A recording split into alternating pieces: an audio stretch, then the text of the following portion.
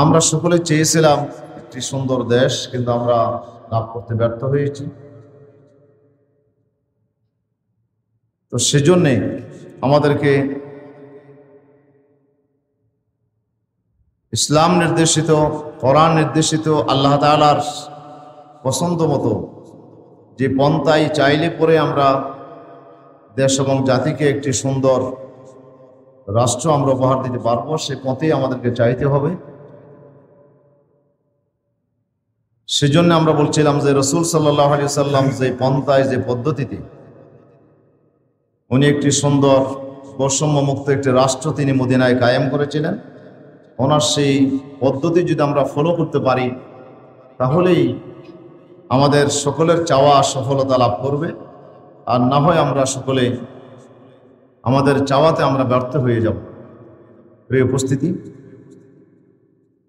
তো আজকে আমরা 3 মাস পরে আমরা এমন একটি সময় অতিক্রম করছি যখন আমাদের এই অর্জনকে, যতটুকু আমরা এই পর্যন্ত অর্জন করেছি, এটাকে নস্যাৎ করে দেওয়ার জন্য একটি বিশাল ষড়যন্ত্র কাজ করছে। তবে এই ষড়যন্ত্র নতুন নয়। ইসলামের পথে যারাই কাজ করেছে তাদের জন্য এটি নতুন কোনো ইতিহাস নয়। ইসলাম বিরোধীরা ষড়যন্ত্র করেছে, করবে, সামনে করতে থাকবে, যে তাদেরই কাজ। শয়তান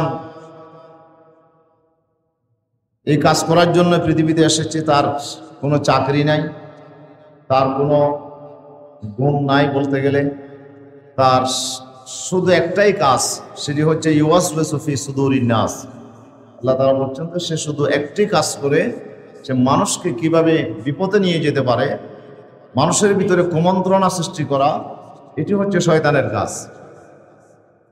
সে মানুষের সামনে এসে অত্যন্ত গর্হিত কাজটাকে সে ভালো বলে মানুষের কাছে পেশ করে, মানুষের কাছে প্রচার করে, মানুষকে ওয়াসওয়াসা দেয়। যেভাবে হযরত আদম আলাইহিস সালামকে জান্নাতে সে ওয়াসওয়াসা দিয়েছিল, আল্লাহ বলেছেন ফাওয়াসওয়াসা লাহুমাশ শাইতানু, শয়তান তাদের দুজনকেই ওয়াসওয়াসা দিয়েছে।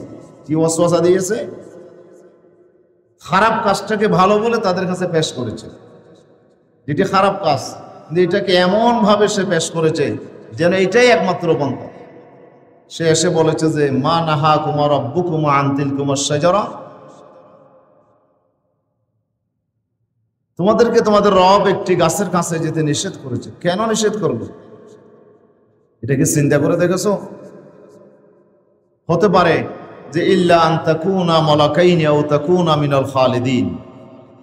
সে বলল যে এই নিষেধের একটি উদ্দেশ্য থাকবে। সে উদ্দেশ্য আমার যতটুকু মনে হচ্ছে যে ইল্লা আন তাকুনা মালাকাইনি, এখন তোমাদের খাওয়া দাওয়ার প্রতি তোমাদের অনেক কষ্ট করতে হয়, খেতে হয়, কিন্তু ফেরেশতারা খাওয়া দাওয়া থেকে মুক্ত। ওই গাছের ফলের ভিতরে এমন একটা বৈশিষ্ট্য আছে, সেই গাছের ফল খেলেই ফেরেশতার বৈশিষ্ট্য চলে আসবে, আর খাওয়া দাওয়ার কোনো প্রয়োজন হবে না, আর তোমাদেরকে কষ্ট করতে হবে না। তো আল্লাহ তাআলা তোমাদেরকে কষ্টের মধ্যে রাখতে চায়, সেজন্য তোমাদেরকে এই গাছের ফল খেতে নিষেধ করেছে। অথবা আমার মনে হয় আও তাকুনা মিনাল খালিদিন, হতে পারে ওই গাছের ফলের ভিতরে এমন একটি বৈশিষ্ট্য আছে যে গাছের ফলটি খেলে তোমরা চিরস্থায়ী জান্নাতি হয়ে যাবে। আল্লাহ তাআলা তোমাদেরকে আর জান্নাত থেকে বের করে দিতে পারবে না, কিন্তু এখন আল্লাহর উদ্দেশ্য হচ্ছে তোমাদেরকে কিছুদিন পরে জান্নাত থেকে বের করে দেবে। এই জান্নাতে তুমি থাকতে পারবে না, ওই গাছের ফল খেলে তুমি স্থায়ী জান্নাতি হয়ে যাবে। এই ওয়াসওয়াসাটা তাদের অন্তরের ভিতরে দিল। আদম এবং হাওয়া চিন্তা করতে লাগলো আসলে ঘটনা কি। তখন তারা, আল্লাহ তো নিষেধ করে যে গাছের ফল তো খাওয়া যাবে না, তখন তারা একটা ইজতিহাদ করলেন। আদম আলাইহিস সালাম ইজতিহাদ করলেন, নবীরাও ইজতিহাদ করে। যেখানে আল্লাহর নির্দেশ পাওয়া যায় না সেখানে তারা ইজতিহাদ করে, অথবা আল্লাহর নির্দেশ পালনের ক্ষেত্রেও তারা ইজতিহাদ করে। আল্লাহর সে আদেশ পালন করতে গিয়ে তারা একটু ইজতিহাদ করল যে আল্লাহ তাআলা একটি গাছ ধরে বলছিল এই গাছের কাছে যাবে না, হয়তো সেই গাছের কাছে আমি গেলাম না, কিন্তু ওই জাতীয় গাছ তো জান্নাতে আরো আছে, নির্দিষ্ট গাছের কাছে গেলাম না আর কি, কিন্তু এই জাতীয় আম গাছ, কাঁঠাল গাছ, এই জাতীয় আপনার গন্ধম গাছ তো অনেক আছে, ওই গাছের ফল খেয়ে দেখি কি হয়। আদম আলাইহিস সালাম ইজতিহাদ করলেন, ইজতিহাদ করে তিনি ওই জাতীয় গাছের ফল খেয়ে ফেললেন।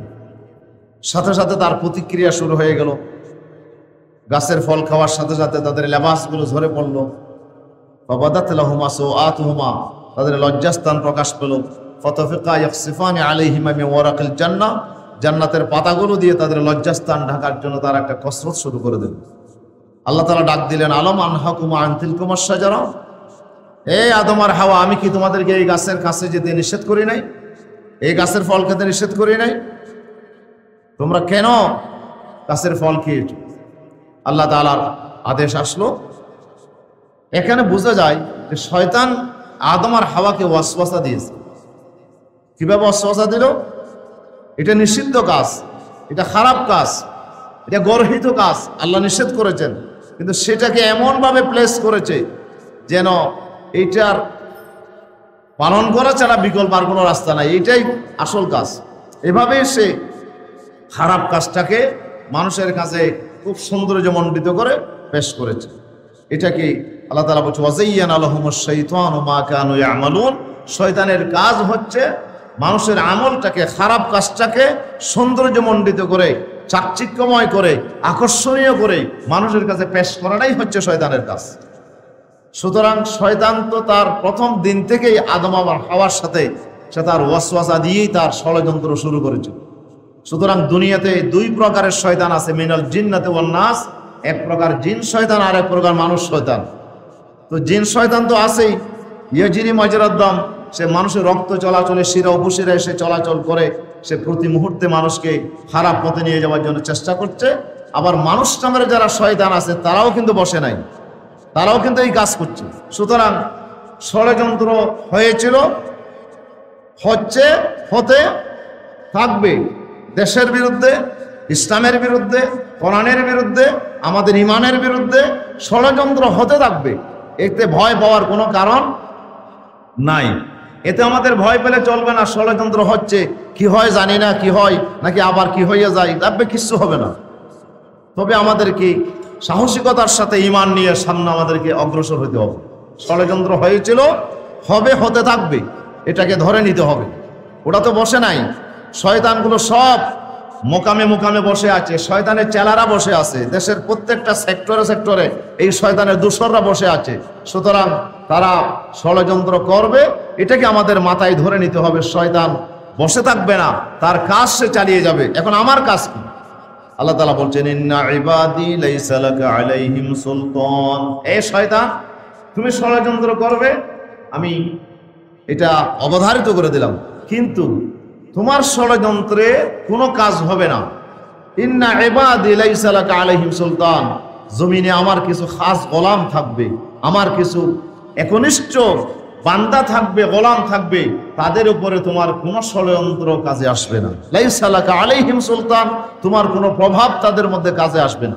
প্রিয় উপস্থিতি, তাহলে আল্লাহ তাআলা বলে দিয়েছেন, আমরা যদি আল্লাহর সত্যিকার গোলাম হতে পারি তাহলে শয়তানের কোনো ষড়যন্ত্র সে সফল কাম হতে পারবে না, ব্যর্থ হবে। তবে সেজন্য আমাদেরকে আল্লাহ তাআলার কাছে আশ্রয় নিতে হবে। কোরআনে কারীমের মধ্যে আল্লাহ তাআলা আমাদেরকে আশ্রয় নেওয়ার জন্য দুটো সূরা নাজিল করেছেন, সূরা ফালাক এবং সূরা নাস। কুল আউযু বিরাব্বিল ফালাক, কুল আউযু বিরাব্বিন নাস, দুটো সূরা আল্লাহ তাআলা আমাদের জন্য নাজিল করেছেন। এবং আল্লাহ তাআলা আরেকটা জায়গা বলছে, রব্বি ইন্নী আউযু বিকা মিন হামাযাতিশ শায়াতিন ওয়া আউযু বিকা রাব্বি আন ইয়াহদুরুন। আল্লাহ তাআলা বলছে, নবী আপনি এভাবে দোয়া করেন, আল্লাহ তুমি আমাদেরকে, আমি তোমার কাছে আশ্রয় চাই হামাযাতুশ শায়াতিন থেকে, শয়তানের যে দূষরগুলো ছড়িয়ে ছিটিয়ে আছে তাদের সমস্ত চক্রান্ত থেকে আল্লাহ তোমার কাছে আমি আশ্রয় চাই, তোমার কাছে আমি পানাহ চাই। ওয়া আউযু বিকা রাব্বি আন ইয়াহদুরুন, তারা যেন আমার কাছে উপস্থিত হয়ে আমাকে যেন বিভ্রান্ত করতে না পারে, সেখান থেকে আমি তোমার কাছে আশ্রয় চাই। তাহলে আল্লাহ তাআলা আমাদেরকে দোয়া শিখিয়ে দিয়েছেন। আপনি যদি কোনো বাড়িতে যান, কোনো বাড়িতে গিয়েছেন, আপনি বন্ধুর বাড়িতে গেছেন, বিয়ের বাড়িতে গেছেন, বা আপনার কোনো আত্মীয়ের বাড়িতে আপনি বেড়াতে গেছেন, বন্ধুর বাসায় গেছেন। এখন সে বন্ধুর বাসায় যে কুকুর আছে, এই কুকুর কিন্তু আপনাকে ঢুকতে দিতে কোনোভাবেই সে রাজি নয়। সে মনে করছে যে বন্ধুর কোনো শত্রু চলে আসছে, মালিকের কোনো শত্রু চলে আসছে। এই শত্রুকে ঠেকানোর জন্য সে চেষ্টা করতেছে। আপনি যাওয়ার সাথে সাথেই সে হুঙ্কার ছেড়ে দিয়েছে। এখন আপনি কি করবেন? আপনি তো একা, কিন্তু আপনাকে বন্ধুর বাড়িতে ঢুকতে হবে। এখন আপনার কাজ কি? আপনার কাজ হচ্ছে যে আপনাকে বাড়িওয়ালাকে ডাক দিতে হবে, যিনি কুকুরের মালিককে ডাক দিতে হবে। বাড়িতে কেউ আসো নাকি? বা বন্ধু থাকলে তাকে আপনি কল করবেন, বা আপনি যেভাবে হোক আপনি তাকে বাড়িওয়ালাকে ইনফর্ম করবেন। তখন সেই বাড়িওয়ালা যদি এসে বাড়ির ভিতর থেকে যদি একটি আওয়াজ দেয়, এই কুকুর থামো, এটা বলার সাথে সাথেই কুকুর কিন্তু কি হয়ে যাবে? থেমে যাবে। না হলে আপনি কুকুরের সাথে যুদ্ধ করে পারবেন না। তাহলে আপনার কাজ হচ্ছে বাড়িতে ঢুকতে হলে বাড়িওয়ালাকে আপনাকে ডাক দিতে হবে, বাড়িওয়ালার কাছে আপনাকে আশ্রয় নিতে হবে। আল্লাহ তাআলা সেই কথা বলছেন, শয়তান আমি আল্লাহ তাআলা সৃষ্টি করেছি। শয়তানের চক্রান্ত কি রকম হইতে পারে, কত প্রকার হইতে পারে, কত ধরনের হইতে পারে, তাদের শক্তি কি, সব আমি আল্লাহ তাআলা জানি। এই জন্য তারা কোন পন্থায় ষড়যন্ত্র করবে এটি আমি ভালো করে জানি। এই জন্য আল্লাহ তাআলা বলে দিয়েছেন, ইয়ামকুরুনা ওয়া ইয়ামকুরুল্লাহ ওয়া ইয়ামকুরুনা ওয়া ইয়ামকুরুল্লাহ ওয়াল্লাহু খায়রুল মাকিরিন। ওরা ষড়যন্ত্র করবে, আর আমি আল্লাহ তাআলা বসে আছি তাদের ষড়যন্ত্রের জবাব দেওয়ার জন্য। সুবহানাল্লাহ। ওরাও মকর করে, আল্লাহও মকর করেন। মকরের এখানে অর্থ ষড়যন্ত্র নয়, মকরের অর্থ এখানে আপনার ধোঁকা দেয়া নয়। আরবিতে এক অর্থ, আবার উর্দুতে মকর শব্দটি ধোঁকা দেওয়ার অর্থে ব্যবহৃত হয়, তবে উর্দুতে আরেক অর্থের জন্য আসে। আরবিতে কিন্তু মকর শব্দটা কৌশল বোঝানোর জন্য আসে। আল্লাহ তাআলা বলছেন, ওয়ায়ামকুরুনা ওয়া ইয়ামকুরুল্লাহ, তারা আল্লাহর দ্বীনকে পরাস্ত করার জন্য, আল্লাহর দ্বীনের বিজয়কে ঠেকানোর জন্য, তাদের জুলুম আর ফসাদের মাত্রাকে চলমান রাখার জন্য তারা কৌশল করবে, তারা অনেক কিছু করবে। কিন্তু আল্লাহ তাআলা ওয়ায়ামকুরুল্লাহ ওয়া মাকারুল্লাহ, আল্লাহ তাআলাও কিন্তু তাদের জবাব দেওয়ার জন্য, তাদের কৌশলকে ব্যর্থ করে দেওয়ার জন্য আল্লাহ তাআলাও কিন্তু কাজ করতেছেন। ওয়াল্লাহু খায়রুল মাকিরিন, আল্লাহ তাআলা হলেন সবচাইতে উত্তম কৌশলী। আল্লাহর কৌশলের কাছে ওদের কৌশল কোনো কাজে আসবে না, আল্লাহ তাআলা বলে দিয়েছেন। এই জন্য আল্লাহ তাআলা মহাশক্তিশালী। এর জন্য আল্লাহ তাআলার কাছে আমাদেরকে আশ্রয় চাইতে হবে। ষড়যন্ত্র যতই হবে তত বেশি আমাদেরকে আল্লাহমুখী হতে হবে, তত বেশি আমাদেরকে আল্লাহর কাছে ধর্ণা দিতে হবে, আল্লাহর কাছে চোখের পানি ফেলে আমাদেরকে কান্না করতে করে আল্লাহর কাছে আশ্রয় নিতে হবে, আল্লাহর সাহায্য আমাদেরকে চাইতে হবে। আল্লাহ তাআলা যদি আমাদেরকে সহযোগিতা করেন, ইনশাআল্লাহ শয়তানদের সমস্ত চক্রান্ত আল্লাহ তাআলা নস্যাৎ করে দেবেন। এটার প্রতি আমাদের বলিষ্ঠ আস্থা এবং বিশ্বাস আমাদেরকে রাখতে হবে। আল্লাহ তাআলা বলেন, আলম ইয়াজআল কাইদাহুম ফি তাদলিল ওয়া আরসালা আলাইহিম তায়রান আবাবিল, আমার ঘরকে ভেঙে দেওয়ার জন্য আব্রাহা বাদশাহ বিশাল বাহিনী নিয়ে ৬০,০০০ হস্তি বাহিনী নিয়ে আমার ঘরে হামলা করার জন্য এসেছিল, কিন্তু সেই হামলা রোধ করার কোনো ক্ষমতা মক্কাবাসীদের ছিল না। মক্কাবাসীদের, কুরাইশদের কোনো ক্ষমতা ছিল না। কুরাইশের যিনি নেতা আব্দুল মুত্তালিব, উনি সে সময় আল্লাহ রসুলের দাদা ছিল, কুরাইশের নেতা।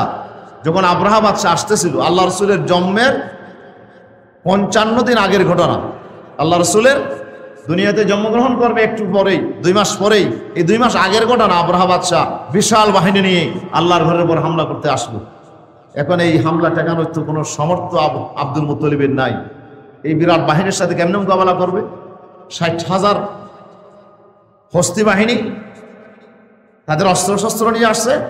এখন মোকাবেলা করার জন্য ১,০০০ মানুষও মক্কার মধ্যে নাই, কেমনে মোকাবেলা করবে তারা? এখন তো এই হামলা রোধ করার জন্য তাদের কিছুই করার নাই।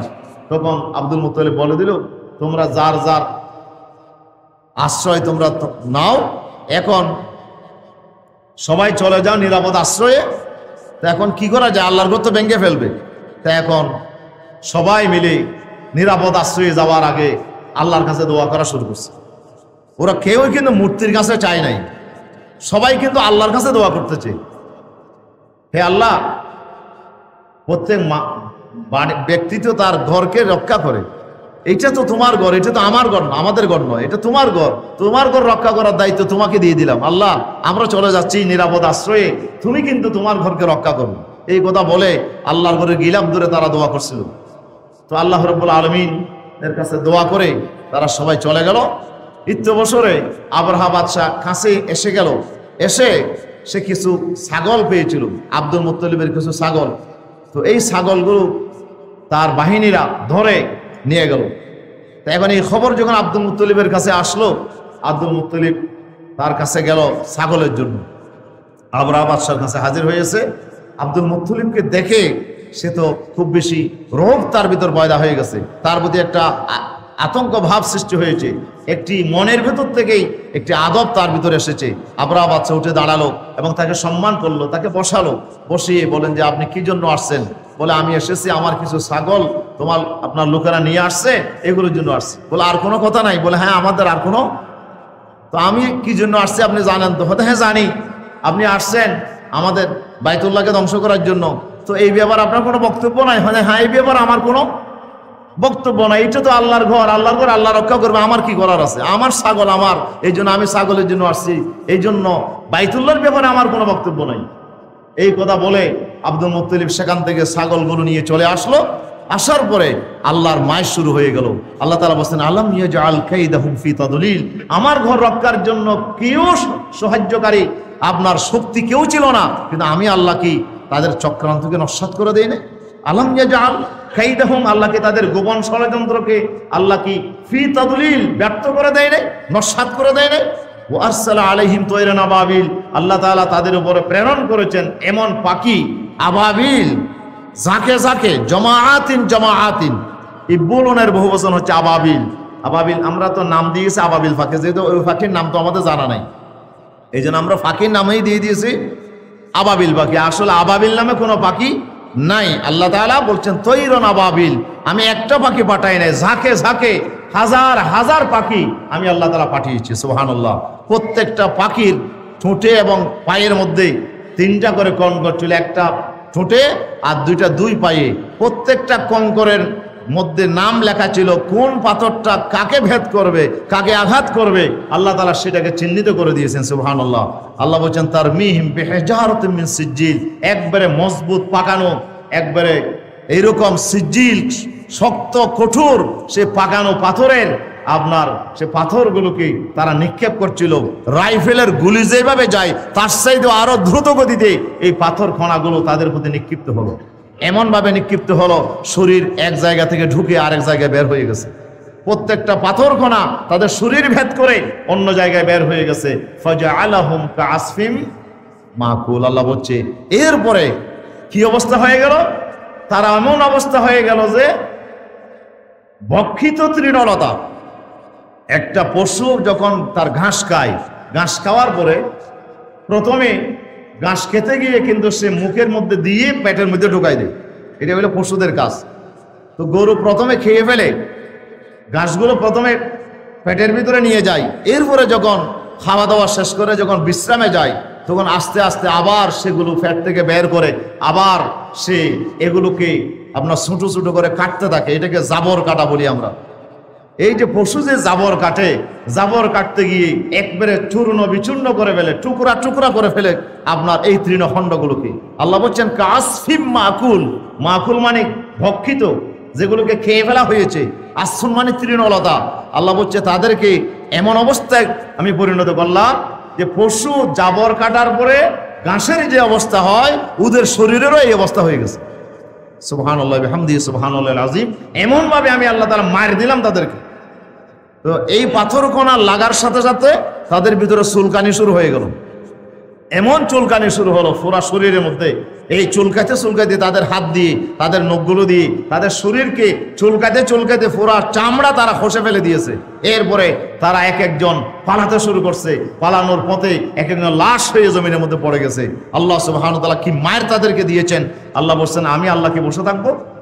আমি আল্লাহও তাদের জবাব দেওয়ার জন্য আমি আল্লাহ প্রস্তুত আছি।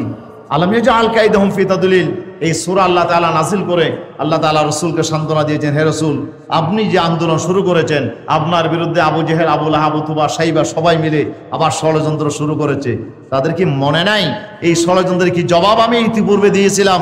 ও যে আল্লাহর ঘরের বিরুদ্ধে ষড়যন্ত্র হয়েছিল সেটার জবাব আমি দিয়েছি। সুতরাং আজকেও আমি আল্লাহ তাআলা ওয়ায়ামকুরুনা ওয়ায়ামকুরুল্লাহ, তাদের জবাব দেওয়ার জন্য আমি আল্লাহ তাআলাও এখানে আমি আল্লাহ প্রস্তুত আছি তাদের ষড়যন্ত্রের জবাব দেওয়ার জন্য। তবে আমাদের দায়িত্ব হচ্ছে আল্লাহর কাছে কি নেওয়া, আশ্রয় নেওয়া। আল্লাহকে এমনি ষড়যন্ত্রের জবাব আল্লাহকে এমনি দেবেন? আল্লাহর কাছে আমাদের ধর্ণা দিতে হবে, আল্লাহর কাছে চাইতে হবে। এই জন্য আমাদেরকে সূরা ফলাক এবং নাস নাযিল করে আল্লাহ তাআলা আমাদেরকে যাবতীয় ষড়যন্ত্র থেকে আল্লাহর কাছে আশ্রয় চাওয়ার জন্য আল্লাহ তাআলা আদেশ করেছেন, কুল আউযু বিরাব্বিল ফালাক মিন শাররি মা খলাক ওয়া মিন শাররি গাসিকিন ইযা ওয়াকাব ওয়া মিন শাররি নাফাসাতি ফিল উকাদ ওয়া মিন শাররি হাসিদিন ইযা হাসাদ। আল্লাহ বলেন, নবী আপনি বলুন এইভাবে, আমি আশ্রয় চাই বিরাব্বিল ফালাক, যিনি সকালবেলায়, যিনি সূর্যকে অন্ধকার থেকে যিনি বের করে এনে গোটা দুনিয়াকে যিনি আলোকিত করার শক্তি যার, সে মহান রবের কাছে আমি আশ্রয় চাই। বিরাব্বিল ফালাক, যিনি সকাল করেন, ফলক মানে ফালাকুল আসবাহ, যিনি সকাল করেন, অন্ধকার ভেদ করে যিনি আলোকে নিয়ে আসেন, যিনি সূর্যকে নিয়ে এসে আবার অন্ধকারকে দূরীভূত করে গোটা দুনিয়াকে যিনি আলোকিত করেছেন, সে আল্লাহর কাছে আমি আশ্রয় চাই। বিরাব্বিল ফালাক মিন শাররি মা খলাক, সমস্ত সৃষ্টি জগতের অনিষ্টতা থেকে। ওয়া মিন শাররি গাসিকিন ইযা ওয়াকাব, যত অন্ধকার, গাসিক, ওয়াসাকুন মানে অন্ধকার, মিন শাররি গাসিকিন ইযা ওয়াকাব, গাসিক হচ্ছে যে অন্ধকার রাতের মধ্যে ছেয়ে যায়। আল্লাহ বলছে, রাত যখন এসে যায়, অন্ধকার যেভাবে পুরা দুনিয়াকে ছেয়ে ফেলে, এই যে অন্ধকারের ভিতরে কত অনিষ্টতা। অন্ধকার যখন এসে যায় তখন সাপ, বিচ্ছু, আপনার হিংস্র প্রাণীগুলোর আনাগোনা বেড়ে যায়, তখন সবাই বিচরণ করতে শুরু করে, তখন মানুষগুলো আতঙ্কের ভিতরে থাকে। অন্ধকারে মানুষ বের হয় না, হারিকেন ছাড়া, টর্চ লাইট ছাড়া, লাইট ছাড়া, বাতি ছাড়া বের হয় না। সে জানে যে কোনো মুহূর্তে সাপ তাকে দংশন করতে পারে, বিচ্ছু তাকে কামড় দিতে পারে, সে হয়তো যে কোনো একটা অ্যাক্সিডেন্ট হইতে পারে। মিন শাররি গাসিকিন ইযা ওয়াকাব, অন্ধকার যখন গোটা দুনিয়াকে গ্রাস করে নেয়, তখন যে অনিষ্টতা, সে অনিষ্টতার হাত থেকে আমি আল্লাহর কাছে কি চাই, আশ্রয় চাই। সুবহানাল্লাহি ওয়া বিহামদিহি সুবহানাল্লাহিল আযীম। ওয়া মিন শাররি নাফাসাতি ফিল উকাদ, গিরার মধ্যে যেসব জাদুকারিনী মহিলারা যে গিরার মধ্যে ফু দিয়ে মানুষের জাদু করে, তাদের অনিষ্টতা থেকে আমি পানা চাই। ওয়া মিন শাররি হাসিদিন ইযা হাসাদ, প্রত্যেক হিংসুকের হিংসা থেকে, তার অনিষ্টতা থেকে আমি আল্লাহর কাছে আশ্রয় চাই। এই যে আল্লাহ তাআলা আয়াত নাজিল করে দিলেন, আল্লাহ তাআলা বলে দিয়েছেন, হে নবী আপনি আশ্রয় চান আমি আল্লাহর কাছে। আল্লাহর কাছে আমাদেরকে এখন বেশি পরিমাণে কি চাইতে হবে, আশ্রয় চাইতে হবে। সমস্ত দুষ্ট থেকে, সমস্ত শয়তানের দূষরদের হাত থেকে, ওরা যত গোপন ষড়যন্ত্র করুক, এদের ষড়যন্ত্র যেন আল্লাহ তাআলা ব্যর্থ করে দেয়। এই জন্য আমাদেরকে সবচেয়ে বেশি পরিমাণ আল্লাহর কাছে কি চাইতে হবে, আশ্রয় চাইতে হবে, আল্লাহর কাছে ধর্ণা দিতে হবে, চোখের পানি ফেলে কাঁদতে হবে। এই দেশ আমরা অর্জন করেছি এক সাগর রক্তের বিনিময়ে। আমরা হাজার হাজার মানুষ এখানে জীবন দিয়েছে। এই দেশ আমরা যে অর্জন করেছি, একটা দেশের স্বাধীনতা অর্জন করা, এটি কিন্তু চারটিখানি কথা নয়। স্বাধীনতার মূল্য হয়তো আমরা এখন বুঝতেছি না, কিন্তু স্বাধীনতার মূল্য যদি ফিলিস্তিনিদের কাছে জিজ্ঞেস করা হয়, স্বাধীনতার মূল্য যদি আজকে জিজ্ঞেস করা হয় কাশ্মীরের মুসলমানদের কাছে, ওরা আপনাদেরকে জবাব দিয়ে দেবে কিভাবে যে স্বাধীনতা কত বড় দামি নেয়ামত, এটার জন্য আমরা কি কসরত তারা করছি। হাজার হাজার জনগণ, নারী, শিশুরা জীবন দিচ্ছে প্রতিনিয়ত তাদের শেষ হরিণ, স্বাধীনতার হরিণ পাওয়ার জন্য। কিন্তু আজকে এখনো তাদের স্বাধীনতার হরিণ তাদের অধরা রয়ে গেছে। আমাদের দেশকে যে আমরা স্বাধীন করতে পেরেছি, এদেশের উপর এক এক সময় এক এক জালিমেরা আমাদের মাথার উপরে চেপে বসেছে। সেই আপনার 1757 সালে এই দেশকে আপনার ব্রিটিশ বেনিয়ারা এসে এই দেশকে তারা দখল করেছিল। 190 বছর তারা এই দেশকে কবজা করে রেখেছিল। এদেশের স্বাধীনতা তারা কেড়ে নিয়েছিল, এদেশের আপনার অর্থনীতি তারা ধ্বংস করেছিল, এদেশের রাজনৈতিক ক্ষমতা, অর্থনৈতিক ক্ষমতা, সাংস্কৃতিক ক্ষমতা, তাদের সকল সেক্টরে এমনভাবে তারা জেঁকে বসেছিল। এই শক্তিকে, দানবের মতো এই শক্তিকে প্রতিহত করা আমাদের জন্য এত সহজ হয় নাই। 190 বছরে কত আন্দোলন হয়েছে, ফরায়েজ আন্দোলন হয়েছে, তিতুমিরের আন্দোলন হয়েছে, সিপাহী বিপ্লব হয়েছে, আপনার বালাকোটের আন্দোলন হয়েছে। প্রত্যেকটা আন্দোলনে মুসলমানরা অগ্রভাগে ছিল, প্রতিটা আন্দোলন হয়েছে মুসলমানদের নেতৃত্বে। এখানে হিন্দু ভাইয়েরা যারা ছিল, ওরা ভারত উপমহাদেশে হিন্দুরা সবচেয়ে বেশি আপনার ব্রিটিশদের কীটনক ছিল। তারা ব্রিটিশদের পক্ষে তারা দালালি করেছিল, তারা ব্রিটিশের সহযোগিতা করেছিল। তারা ইংরেজি শিখে আপনার ব্রিটিশের রাজত্বকে ধরে রাখার জন্য দেশের সর্বসেক্টরে তারা বসে গিয়েছিল।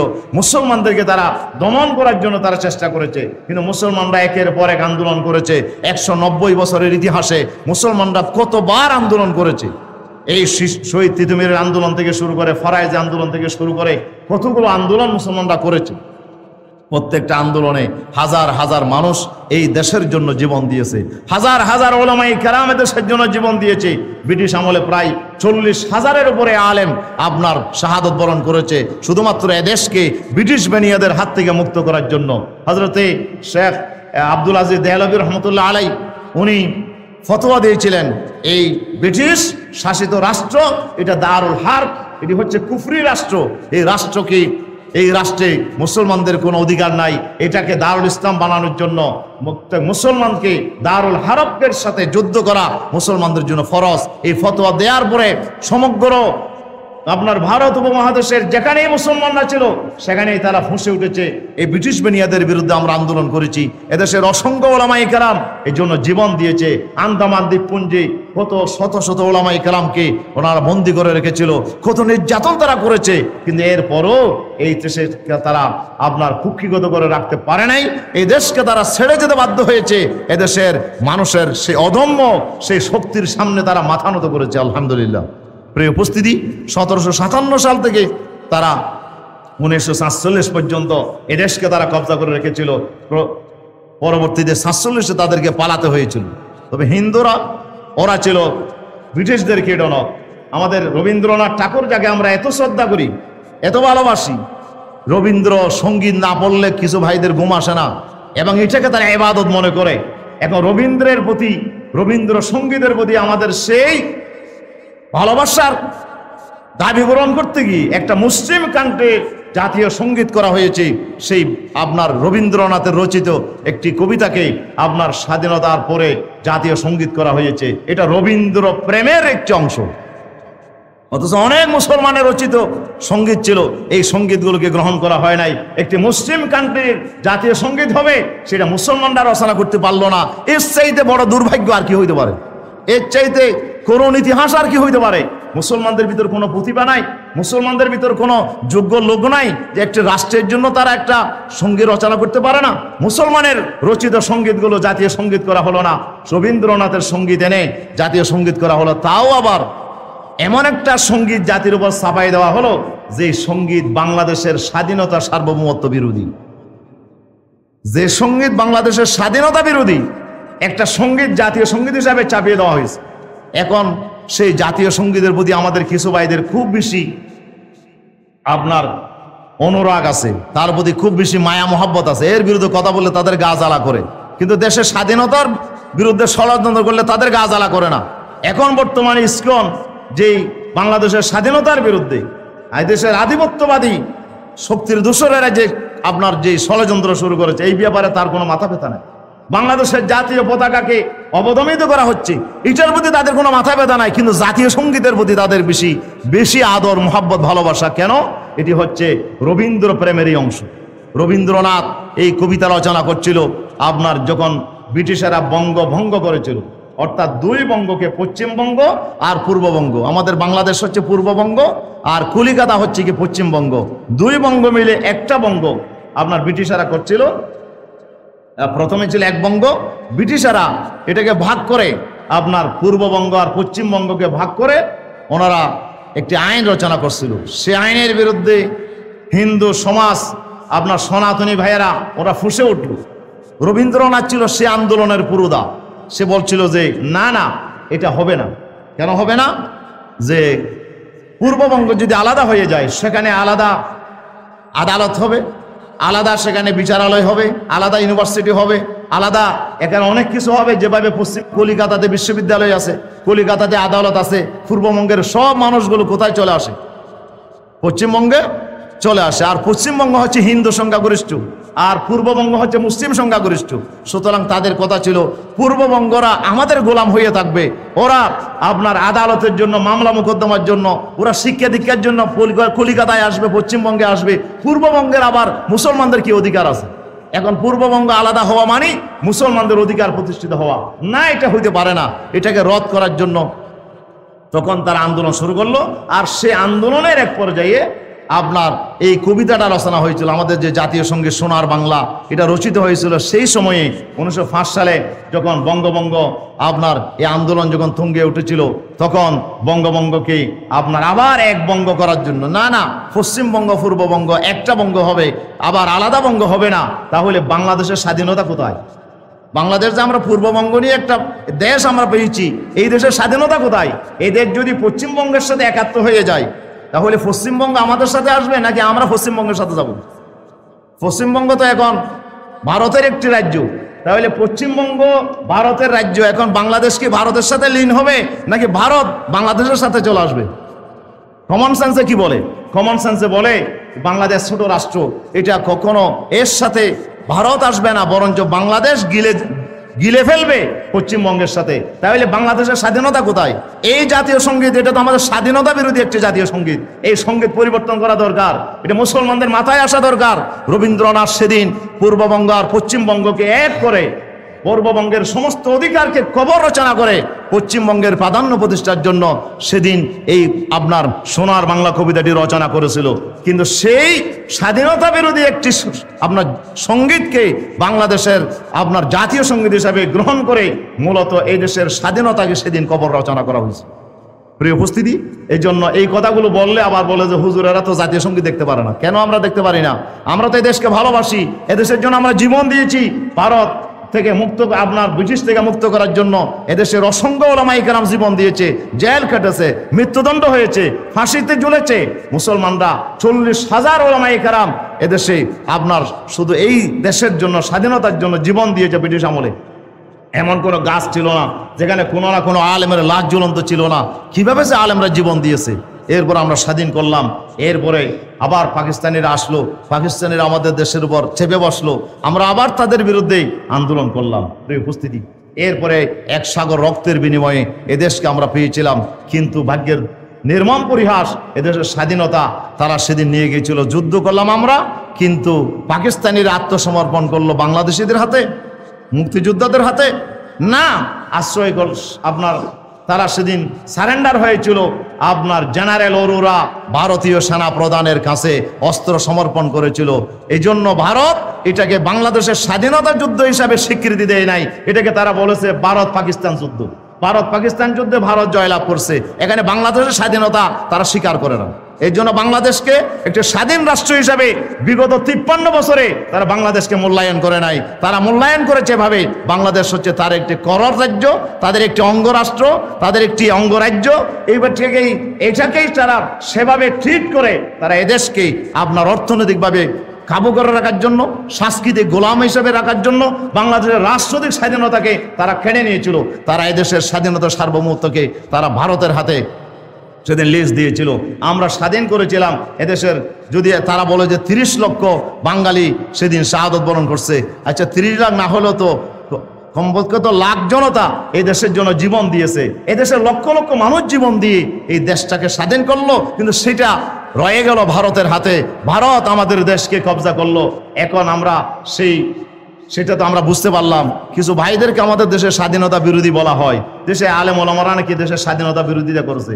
স্বাধীনতা বিরোধিতা করে নাই, ওনারা ভারতের বিরোধিতা করেছে, ওনার ভারত বিরোধিতা করছিল। আজকে সেটাই প্রমাণ হয়েছে 53 বছর পরে। কেন তারা সেদিন তাদের স্বাধীনতা আন্দোলনে তারা সমর্থন দিল না? তার কারণ ছিল একটাই, যে ভারত যদি এই দেশকে কবজা করতে পারে, ভারতের হাত থেকে এই দেশকে মুক্ত করা এটা অনেক বেশি কঠিন হয়ে যাবে। সেজন্য আজকে তার খেসারত আমরা দিলাম। 2000 মতো আমাদের সন্তান জীবন দিল।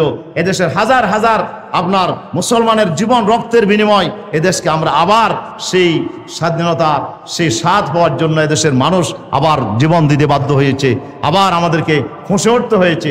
প্রিয় উপস্থিতি, এদেশকে আমরা ভালোবাসি, এদেশকে আমরা ভালোবাসি। এই জন্য বাংলাদেশের স্বাধীন হওয়ার পরে যাদেরকে বাংলাদেশ বিরোধী মনে করা হয়েছিল, একজনও কিন্তু পাকিস্তান যায় নাই। যাদেরকে পাকিস্তানের দালাল বলা হতো, তারা কিন্তু বাংলাদেশ ছেড়ে একজনও পাকিস্তান যায় নাই। কিন্তু যারা ভারতকে ভালোবাসে, তারাই তো এখন দেখা যাচ্ছে তারা কিন্তু বাংলাদেশ ছেড়ে অনেকে ভারতে আশ্রয় নিয়েছে। তাহলে আপনি কি আপনার দেশের ভালোবাসা কি আপনার ভিতর আছে? যদি থাকে, আপনি থাকেন দেশে, যা হোক আইন আদালতে হবে। আপনি যদি অন্যায় করে থাকেন, তাহলে অন্যায়ের শাস্তি আপনি পাবেন। আপনি দেশ ছেড়ে আপনি কেন পালালেন? তাহলে বোঝা গেছে যে এই দেশকে আপনি ভালোবাসেন না। আমরা আলেম ওলামারা আমরা এই দেশকে ভালোবাসি, আমরা এদেশের জন্য জীবন দিতে আমরা প্রস্তুত, আমরা এদেশের জন্য আমরা প্রয়োজন আমরা জীবন দেব। রসুল সাল্লাল্লাহু আলাইহি ওয়াসাল্লাম মক্কার জন্য তিনি যে জীবন দিয়েছিলেন, আল্লাহ রসুল সাল্লাল্লাহু আলাইহি ওয়াসাল্লামের যে মক্কাকে তিনি ভালোবাসতেন, আল্লাহ রসুল তার জন্মভূমিকে ভালোবাসতেন। জন্মভূমিকে আবু জেহেল আবু লাহাবের জুলুমের শাসন থেকে মুক্ত করার জন্য বিশ্বনবী একা আন্দোলন শুরু করেছিলেন। রসুল সাল্লাল্লাহু আলাইহি ওয়াসাল্লামের সেই আন্দোলনে 13 বছর তিনি চরম জুলুম আর নির্যাতন ভোগ করার পরে আল্লাহ রসুলকে যখন হত্যা করার জন্য ঘর ঘেরাও করা হলো, তখন রসুল সাল্লাল্লাহু আলাইহি ওয়াসাল্লাম আল্লাহ নির্দেশ দিলেন, আপনি আর থাকতে পারবেন না, আপনাকে নিরাপদ জায়গায় সে মদিনায় চলে যেতে হবে। কিন্তু রসুলের মন কিন্তু চাচ্ছে না, রসুলের মন কিন্তু মদিনায় যাওয়ার চেতে যাচ্ছে না। আল্লাহ রসুল বারবার পেছনের দিকে তাকাচ্ছিলেন, আল্লাহর ঘরের দিকে তাকাচ্ছিলেন আর বলছিলেন, লৌলা আখরাজানি আবনাউকে মা খরজতু, এ আল্লাহর ঘর, আমি তোমাকে ফেলে জীবনও যেতাম না। তোমার দেশের মানুষেরা যদি আমাকে বের করে না দিত, আমি যেতাম না। আল্লাহ রসুল কান্না করছে, চোখের পানি ফেলে। আল্লাহ রসুল দেশের জন্য, রসুলের মন কাঁদতেছে, মনে সান্ত্বনা দেওয়ার জন্য হিজরতের পথে আল্লাহ তাআলা একটি আয়াত নাজিল করেছেন রসুলের উপরে। আল্লাহ তাআলা বলছেন, ইন্নাল্লাযী ফারাদা আলাইকাল কুরআন লারাদ্দুকা ইলা মাআদ। আল্লাহ বলছেন, হে নবী, যিনি আপনার উপরে কোরআন নাজিল করেছে, উনি আপনাকে এই অবস্থায় ছেড়ে দেবেন না। আপনার মন কাঁদতেছে দেশের জন্য, আমি ভালোভাবে জানি। এ দেশকে আপনি ভালোবাসেন, এটা আমি জানি। সুতরাং আমি আপনাকে অবশ্যই আমি ওয়াদা দিলাম, ফারাদা আলাইকাল কোরআন, যিনি কোরআন আপনার উপর নাজিল করেছেন, লারাদ্দুকা ইলা মাআদ, তিনি আপনাকে অবশ্যই এই দেশে আবার ফিরিয়ে নিয়ে আসবেন। আল্লাহ রসুলকে আল্লাহ সান্ত্বনা দিলেন এই আয়াত নাজিল করে, রসুল আপনি চিন্তা করবেন না, মক্কা সেটা আপনাকে যেতে হবে না, এই মক্কাতে আবার আপনাকে বিজয়ী বেশে আমি আল্লাহ তাআলা ফিরিয়ে নিয়ে আসবো। রসুল সাল্লাল্লাহু আলাইহি সাল্লাম এই মক্কাকে জালিমদের হাত থেকে মুক্ত করার জন্য তিনি মদিনায় গিয়েও তিনি চিন্তা শুরু করলেন, আন্দোলন শুরু করলেন। সেখানে একের পর এক তিনি যুদ্ধ করলেন, এক শক্তি অর্জন করলেন। এরপরে 10,000 সাহাবাই কেরাম নিয়ে 8 বছর পরে তিনি মক্কা অবরোধ করে আবু জেহেলের হাত থেকে, এই দেশকে জালিমদের হাত থেকে তিনি মুক্ত করে মক্কাকে বিজয়ী ঘোষণা করলেন। আল্লাহ তাআলা এই আয়াতের ফলাফল দিলেন কয় বছর পরে? 8 বছর পরে রসুলকে বিজয়ী বেশে মক্কায় আনলেন। মক্কা ইসলামের আন্ডারে চলে আসলো। মক্কার মানুষগুলো জালিমদের হাত থেকে মুক্তি পেল, ইনসাফ পেল, ন্যায় বিচার পেল। তাদের ভিতরে তারা নিরাপত্তার সাথে একটি জীবনের তারা গ্যারান্টি পেয়ে গেল মক্কার জমিনে। তাহলে দেশকে ভালোবাসা ইমানের অঙ্গ। এই জন্য বলা হয় হুব্বুল ওয়াতানে মিনাল ঈমান। এটাকে অনেকে হাদিস বলে, কিন্তু আসলে হাদিস না, এটা হচ্ছে একটা উক্তি, একটা মকৌলা, যে দেশকে ভালোবাসা এটা ইমানের অংশ। রসুল সাল্লাল্লাহু আলাইহি ওয়াসাল্লাম দেশকে ভালোবেসেছিলেন এবং দেশের জন্য তিনি একের পর এক যুদ্ধ করে এই দেশকে জালিমদের হাত থেকে তিনি মুক্ত করেছিলেন। সুতরাং দেশকে ভালোবাসা আমাদের ইমানের অংশ। সুতরাং আমরা এই দেশকে ভালোবাসি। আল্লাহ এই দেশে আমাদেরকে পাঠিয়েছেন এই দেশকে জালিম মুক্ত করা, এদেশকে স্বাধীন রাখা, এদেশের প্রতি ইঞ্চি জমিকে আপনার স্বাধীন রাখার জন্য আমাদেরকে ইমানের বলে বলিয়ান হয়ে আমাদেরকে সামনে এগিয়ে যেতে হবে ইনশাআল্লাহ। এখন আমাদের দরকার সমস্ত ভেদাভেদ ভুলে গিয়ে আমাদেরকে, যারা দেশকে ভালোবাসি, প্রত্যেককেই আমাদেরকে কাঁধে কাঁধ মিলিয়ে ঐক্যবদ্ধ হতে হবে। এখন যে ষড়যন্ত্রের আমরা যে নামগন্ধ শুনতে পাচ্ছি, এই ষড়যন্ত্রকে মোকাবেলা করতে হলে দেশের সবাইকে, দল মত নির্বিশেষে সবাইকে দেশের স্বাধীনতা সার্বভৌমত্ব রক্ষার জন্য আমাদেরকে ঐক্যবদ্ধ হতে হবে। আমরা যদি ঐক্যবদ্ধ হতে পারি ইনশাআল্লাহ, তাহলে আমাদেরকে কোনো শক্তি আমাদেরকে পরাস্ত করতে পারবে না। আসুন আমরা এদেশকে আমরা ভালোবাসি, এদেশকে আমরা এদেশের মানুষকে সত্যিকার কল্যাণ এবং ইনসাফের গ্যারান্টি দেওয়ার জন্য একটি কল্যাণ রাষ্ট্র কায়েমের শপথ নিয়ে আমরা সামনে এগিয়ে যাই। আল্লাহ তাআলা আমাদেরকে কবুল করুন, আমিন। সবাইকে ধন্যবাদ জানিয়ে আমার কথা শেষ করছি।